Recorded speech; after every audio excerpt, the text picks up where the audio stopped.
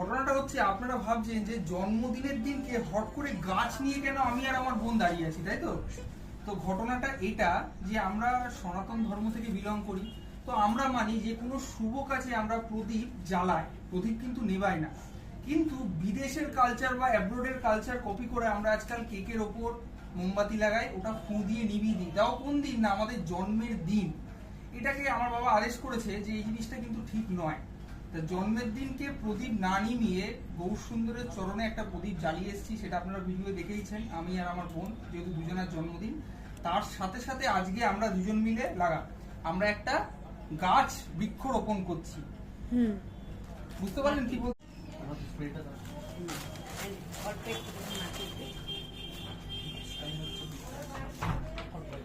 অল্প জল দিই, জল দিই, বাস আর দিয়ে